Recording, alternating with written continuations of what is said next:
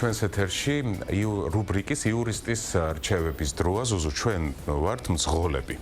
ხო და ჩვენთვისაც განსაკუთრებით ძალიან საინტერესო იქნება ის თემა, რასაც ახლა ჩვენ იურისტ გიორგი კაკუბავასთან ერთად გავივლით, რა კრიტერიუმებით უნდა შევარჩიოთ სადაზღვევო კომპანია და როგორ უნდა მოვიმოქმედოთ თუ კი შეგვემთხვა ავტო საგზაო რაღაცნაირი ესეთი უსიამოვნო შემთხვევა. არ მოხდეს, მაგრამ თუ კი მოხდა, ამ შემთხვევაში როგორ ვიქცევით. მოგესალმებით, ჩვენი გადაცემის სტუმარია იურისტი გიორგი კაკუბავა, როგორც უკვე აღვნიშნეთ, პირველ რიგში გიორგი, როგორ უნდა შევარჩიოთ ჩვენ სადაზღვევო კომპანია რა კრიტერიუმებით და ხელს რომ მოვაწერთ ამ კონტრაქტს, შემდეგ როგორ უნდა ვიმოქმედოთ. მოგესალმებით, დილამშვიდობის და მადლობა მოწვევისთვის. დიახ, ერთ-ერთ მნიშვნელოვან საკითხზე ვსაუბრობთ, მძღოლები ვართ ყველანი და მნიშვნელოვანია ვიცოდეთ სადაზღვევო კომპანიასთან სახელშეკრულებო ურთიერთობის შესვლის ნაწილში რა უნდა გავითვალისწინოთ მანამ სანამ უშუალოდ ხელშეკრულებას მოვაწერთ ხელს. მოგეხსენებათ რომ არაერთი ბიზნეს სუბიექტი არსებობს საქართველოს ბაზარზე, რომელიც აზღვევს ავტომობილს, ამიტომ პირველ რიგში მანამ სანამ გადავწყვეტ რომ კონკრეტული ბიზნეს სუბიექტი სადაზღვევო კომპანია ავირჩიოთ, შევისწავლოთ ბაზარზე ყველაზე მოთხოვნადი სადაზღვევო კომპანია იმ თვალსაზრისით რომ როგორი არის მისი ისტორია, როგორ სადაზღვევო პირობებს თავაზობს, დამზღვევს და რა მნიშვნელოვანი პირობები აქვს გათვალისწინებული ხელშეკრულებაში. ასევე ერთ-ერთი მნიშვნელოვანი ფაქტორი გახლავთ სადაზღვევო კომპანიასთან ურთიერთობის დაწყებამდე, შევისწავლოთ მათი ისტორია, თუ როგორი გადამხდელები არიან სადაზღვევო შემთხვევის პერიოდში და რამდენი ხანია ოპერირებენ საქართველოს ბაზარზე. ეს ინფორმაცია ფაქტობრივად ხელმისაწვდომია ინტერნეტ სივრცეში და ჯობს რომ მანამ სანამ დავაწყოთ მანქანას, შევადაროთ ეს ნიუანსები სხვადასხვა სადაზღვევო კომპანიებთან და ასევე მნიშვნელოვანია ის გარემოებაც რომ რა პირობები არის ხელშეკრულებაში ჩადებული და რა თანხა უნდა გადავიხადოთ ყოველთვიურად, ამიტომ აქვს დამზღვევს შესაძლებლობა შეადაროს ფასები ერთმანეთს და შემდგომ აირჩიოს თუ რომელი ოპერატორი იქნება მისთვის სასურველი. მნიშვნელოვანია რომ წავიკითხოთ ხელშეკრულების პირობები. მე მესმის რომ ხელშეკრულება არის არაერთგვერდიანი, თუმცა სადაზღვევო კომპანიებს, ძირითადად ყველა სადაზღვევო კომპანიებს აქვთ მნიშვნელოვანი პირობები, რაც არის გასათვალისწინებელი დამზღვევის მხრიდან, გაეცნონ დეტალურად და შემდგომ გადაწყვიტონ კონკრეტულ სადაზღვევო კომპანიასთან სამართლებრივ ურთიერთობაში შესვლა. ვინაიდან როდესაც მოვაწერთ ჩვენ ხელშეკრულებას, უკვე ვართ სამართლებრივ ურთიერთობაში, ანუ სახელშეკრულებო ურთიერთობაში სადაზღვევო კომპანიასთან. ამიტომ მნიშვნელოვანია წავიკითხოთ ყველა პირობა, კარგად გავიცოთ, მიუხედავად იმისა, რომ სადაზღვევო აგენტი გვიკავშირდება და გვეუბნება გვიხსნის კონკრეტულ პირობებს, ეს არ არის საკმარისი, შესაძლოა გამორჩეს ისეთი მნიშვნელოვანი დეტალი სადაზღვევო აგენტს, რომელიც არ არის ხელშეკრულებაში ასახული და თქვენ სწორედ ამიტომ მიმართავთ სადაზღვევო კომპანიას, რომ კონკრეტული შემთხვევა იყოს გათვალისწინებული. ასევე რასაც უნდა კლიენტს იმის საშუალება, რომ ჩაამატოს თავისთვის სასურველი მუხლი, ანუ მხარეთა შეთანხმებით შესაძლოა რომ ეს მიიღწიოს. ძალიან კარგი შეკითხვაა, ვინაიდან სახელშეკრულებო ურთიერთობა არის, ეს არის ნებაზე დაფუძნებული ურთიერთობა. შესაბამისად, კონკრეტული მუხლი თუ არ წერია, რომლის გამოც ჩვენ ვამყარებთ სადაზღვევო კომპანიასთან ურთიერთობას, შეგიძლიათ ამ მუხლთან მიმართებით უთხრათ, აუხსნათ. არის შემთხვევები, როდესაც საპატრულო პოლიციის გამოძახების გარეშე არის შესაძლებელი სადაზღვევო შემთხვევის ანაზღაურება. ეს მუხლი ხშირად არ წერია ხოლმე, თუმცა ვერბალურად საუბრის პროცესში სადაზღვევო აგენტი უხსნეს რომ ამ პირობას მოიცავს, თუმცა გვხვდება შემდგომ ის მომენტი რომ ეს მუხლი არ არის გათვალისწინებული. კონკრეტულად ხო არ ვარღვევთ კანონს.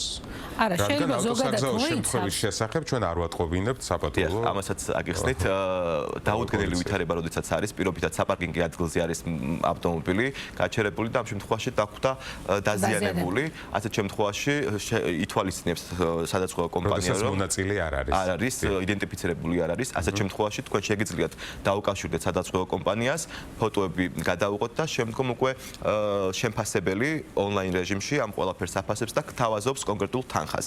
თუ ეს თანხა თქვენთვის არ იქნება სასურველი და მისაღები, ასეთ შემთხვევაში უნდა გადაიყვანოთ შეფასების ნაწილზე, ანუ სადაც შესაბამისი სპეციალისტი შეაფასებს და და შემდგომ უკვე ანაზღაურდება ის თანხა. თუმცა ასეთ შემთხვევაში უნდა გავითვალისწინოთ თუ გთავაზობს სადაზღვევო აგენტი რომ საპატრულო ეკიპაჟის გამოძახების გარეშე დაუდგენელ ვითარებაში შესაძლებელია ანაზღაურება, ეს ნათლად უნდა იყოს გაწერილი ხელშეკრულებაში. მე მესმის რომ ძალიან ბევრი შემთხვევა არსებობს და სხვადასხვა ვითარებაში ხდება დაზიანება, მაგრამ აი დაუშვათ, როდესაც ხდება ავტოსადგზაო შემთხვევა. აი ამ შემთხვევაში როგორ იქცევა, აი როგორ უნდა მოიქცეს დაზღვეული პირი? მნიშვნელოვანია ის ფაქტი, რომ ზოგადად მიიჩნევა ავტომობილი მომეტებული საფრთხის ნივთად. ეს სასამართლო პრაქტიკაც ესე განმარტავს და ზოგადად ასე აღიქვება, რომ ავტომობილი არის მომეტებული საფრთხის ნივთი. შესაბამისად, მნიშვნელოვანია, როდესაც გადავცემთ პირობითად სხვა პირს, მესაკუთრე გადაცემს სხვა პირს, არის თუ არა ეს ავტორიზებული მძღოლი. აქვს თუ არა ინფორმაცია ამ მძღოლის შესახებ სადაზღვევო კომპანიას. იმ შემთხვევაში, თუ არ არის ინფორმირებული და წინასწარ იმ პირის საიდენტიფიკაციო მონაცემები არ აქვს სადაზღვევო კომპანიას და ეს უნდა იყოს თვითონ პოლისში გაწერილი, ვის შეიძლება გადაეცეს მანქანა და ვინ არის ავტორიზებული მძღოლი, ასეთ შემთხვევაში ეს ფაქტორი უნდა გავითვალისწინოთ. ვინაიდან არის შემთხვევები, როდესაც მესაკუთრე საზღვეული აქვს ავტომობილი და პირობითად თავის ოჯახის წევრს ან მეგობარს მფლობელობაში გადასცა ნივთი და ეს პირი არ არის ამ შემთხვევაში ავტორიზებული მძღოლი. თუ ავტოსაგზაო შემთხვევა მოხდება, ასეთ შემთხვევაში შეიძლება შევატყობინოთ სადაზღვევო კომპანიას, თუმცა თუ არ იქნება ეს პირი ავტორიზებული მძღოლი, ამ შემთხვევაში სადაზღვევო კომპანია არ აანაზღაურებს თანხას. რაც შეეხება როგორ უნდა ვიმოქმედოთ სადაზღვევო შემთხვევის დროს, თუ მოხდა ავტოსაგზაო შემთხვევა, ასეთ დროს აუცილებელი ავტომობილი გავაჭროთ და არ გადავაადგილოთ, მიუხედავად იმისა, აფერხებს თუ არა იგი საგზაო მოძრაობას, უნდა დავრეკოთ ცხელხაზე სადაზღვევო კომპანიის და ეს აუცილებელია გქონდეს შენახული, იმიტომ რომ ეს ისეთი ნომერია, ასეთ შემთხვევაში ყოველთვის უნდა გქონდეს და უნდა ვიცოდეთ. და შემდგომ ვატყობინებთ 112-ზე უნდა განახორციელოთ ძარი და შევატყობინოთ ავტოსაგზაო შემთხვევის შემთხვევა. ასეთ შემთხვევაში მოდის საპატრულო პოლიცია და შემდგომ უკვე თქვენ შეგიძლიათ გადაადგილოთ ავტომობილი საპატრულო პოლიციის წარმომადგენლის ნებართვის შემდგომ. სხვა შემთხვევაში თუ გადაადგილებთ ავტომობილს, ერთ-ერთი ძირითადი პირობა არის და მნიშვნელოვანი პირობა ხელშეკრულებაში, რომ არ ანაზღაურდება ასეთ შემთხვევაში.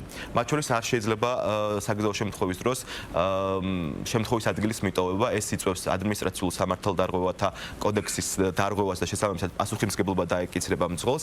ამიტომ ხშირია შემთხვევები, როდესაც მძღოლები გადაადგილებენ ავტომობილს ან მიატოვებენ ავტოსაგზაო შემთხვევის ადგილს და შესაბამისად ვერ ექვემდებარება უკვე ანაზღაურებას. ვინაიდან ეს კაცრად პროტოკოლია ერთგვარი, რაც არის გაწერილი ხელშეკრულების და მათ შორის უკვე კანონმდებლობითაც. იცით რა, მე მაგალითად აი რასაც დაკვირვებული ვარ ესე გვერდიდან ადამიანები, რომლებიც მანქანას აზღვევენ, ხშირ შემთხვევაში არიან დასაქმებულნი და ეხლა ანაზღაურების გარეშე ადამიანი ვერ მიცემს თავს უფლებას, რომ დააზღვევოს ავტომობილი შესაბამისად. მაგრამ ამისი დროც ნაკლებად არის ხოლმე, რომ დაუშვათ რაღაც ავტოსაგზაო შემთხვევა, თქვენ ახსენეთ, რომ აი პარკინგზე დაუშვათ მიხვედი, დაგხვდათ მანქანა დაზიანებული და არა გაქვთ აი ამისი დრო, დაუშვათ, რომ ელოდოთ თან დღევანდელ საქართველოში და დღევანდელ თბილისში გადაადგილება, როგორც ჩვენ გვიჭირს, ისე საპატრულო მანქანებსაც. აი ამ შემთხვევაში რა არის დაუშვათ გამოსავალი, როდესაც დროის დეფიციტი გაქვს, ამიტომ გაქვს რეალურად დაზღვეული ეს მანქანა და ეხლა შენ თუ მთელი დღე ელოდე იქ და როდის პატრული მოვა, მერე როდის აქტს შეადგენს, მერე როდის გამოავლენს ზიანის ხარისხს და ასე შემდეგ და ასე შემდეგ, ამასობაში შენ გაფრინდა შენ მილიონები. გაიკარგოს.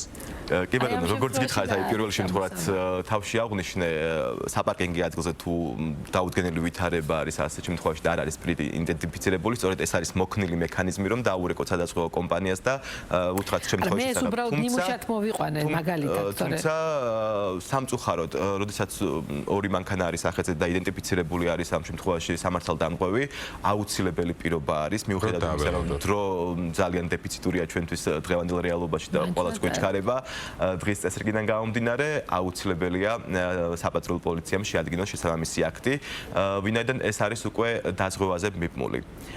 უკვე სადაზღვევო კომპანია, როდესაც აი დამზღვევი დაუშვათ სადაზღვევო კომპანიიდან რომ მოვიდეს ადამიანი დარჩეს და იმან არ ყვიოს ეს ყველაფერი და მე დაუშვათ თვითონ ვინც არის დაზარალებული ისო წავიდეს და თავის საქმის მიხედოს ესეთი რამე არ არის ასეთი პრაქტიკაში არ ხდება სამწუხაროდ მე მესმის ეს უფრო მოქნილი მექანიზმი იქნებოდა თუმცა ის პროცედურები რაც არის ადმინისტრაციულ სამართალდარღვევათა მიმართულებით ეს პროცესი უნდა იყოს შესაბამისი კანონმდებლობით გათვალისწინებული და შედგენილი ოქმი შემდგომ შესაძლოა ამ შემთხვევაში არ დაითანხმოს კონკრეტული პირი ამ ოქმს და მოუწიოს მას გასაჩივრება ამიტომ ეს უნდა აღიბეჭდოს კონსტატაცია უნდა მოხდეს ერთგვარი ფაქტების იმიტომ რომ შემდგომ უკვე სადაზღვევო კომპანიას წარმოეშვება ესეთი პრინციპი არის სუბროგაციის პრინციპი არის, როდესაც დაზღვეულს ანაცვლებს დამზღვევი და მისი სახელით სთხოვს უკვე სამართალდამღვრევს თანხის ანაზღაურებას. ასეთ შემთხვევაში მნიშვნელოვანია ეს დოკუმენტაცია შედგეს, უკვე შემდგომ გადაინაცვლებს სასამართლოში აღნიშნული საკითხი და უშუალოდ სამართალდამღვრევს სთხოვს სუბროგაციის პრინციპით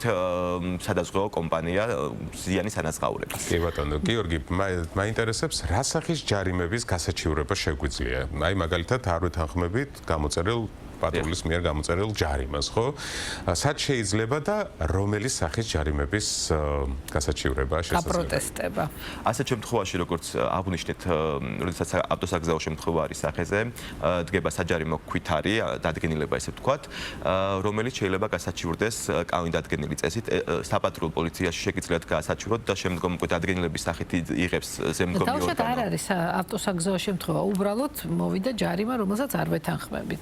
ხო, აი ეს გუნდაც ვიდეო კამერის ჯარიმა ალბათ ამასაც გულისხმობთ. ხო, 10 დღის ვადაში თქვენ შეგიძლიათ გაასაჩივროთ აღნიშნული ჯარიმა. ეს იქნება ვიდეო კამერა თუ უშუალოდ ოქმი, რომელსაც გამოწერს საპატრულო პოლიცია და მატერიალური ფორმით გადმოგეცემათ, 10 დღის ვადაში აუცილებელია გავასაჩივროთ აღნიშნული ზემდგომ საპატრულო დეპარტამენტში, ან შეგიძლიათ გაასაჩივროთ სასამართლოში 10 დღის ვადაში. თუ ამ 10 დღიან ვადას გაუშვებთ, ასეთ შემთხვევაში უკვე ეს ხანდაზმული იქნება და შესაბამისად სამართლებრივად სხვა ვერკეტი აღარ რჩება თუ საპატიო მიზეზი არ იქნება გასაჩივრება ასეთ შემთხვევაში სახელმწიფო ბაჟის გადახდა არ გიწევთ და უნდა მიმართოთ ადმინისტრაციული საჩივრით საპატრულო დეპარტამენტს ან სასამართლოს ხშირად არის შემთხვევები როდესაც სარჩელიში აქვთ ამ საჯარო მოქვითრის გაუქმების მოთხოვნით თუმცა ეს არ არის სწორი ფორმა სამართლებრივად უნდა მიმართოთ საჩივრით ასევე სასამართლოს თუ დეპარტამენტში არ ვასაჩივრებთ. დიახ, ძალიან დიდი მადლობა გიორგი.